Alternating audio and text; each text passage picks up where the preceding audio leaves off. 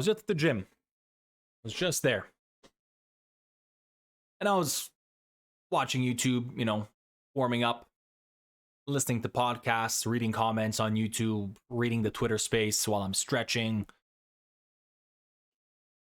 And what really clicked was there is no universal agreement with what happened in the KSI fights.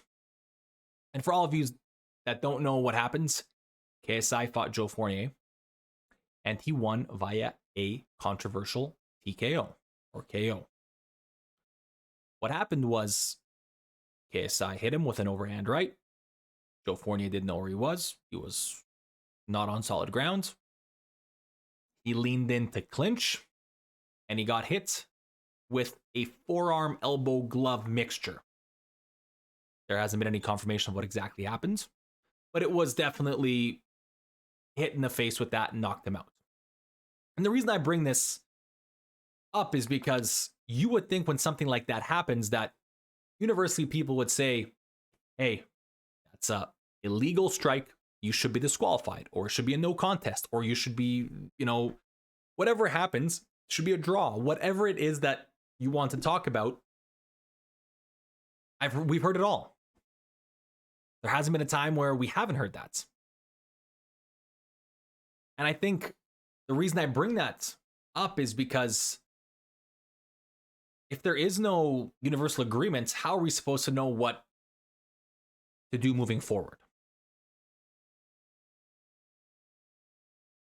It's one of those things where KSI obviously didn't mean to hit him. If you watch any of his videos, why would you want to elbow somebody? He just went to go clinch, and he was going for the knockout. And if you know how he fights, KSI is a sporadic fighter. Not a sporadic, he's just a aggressive fighter. That's who he is. He likes to bounce back and forth with that, that MVP low stance and then blitz you. So this is not something that would be like that someone's a slow fighter and all of a sudden they do something like that. This is a part of the fight game. You go to clinch, someone's trying to punch you, it's bad timing. What KSI did shouldn't put him in a situation where he could get disqualified, it could be a no contest, or that it could just be called a draw, or whatever it is. And like I said, whatever side of whatever fence you are on, because there isn't just two sides of that's a KO or not. It was a KO, but it should be no contest. No, that was completely illegal. He should be disqualified. No, he should take the loss. No, that we should just call, like I said, no contest, whatever. We've heard everything. And all I have to say is that if you dig deep, read some rules, if you go in for a clinch and you get hit with something other than the top or side of the glove, depending on what jurisdiction it's in, it's legal because it's inadvertent. You went in to clinch. You can't control what the other person does, and he can't control what you do.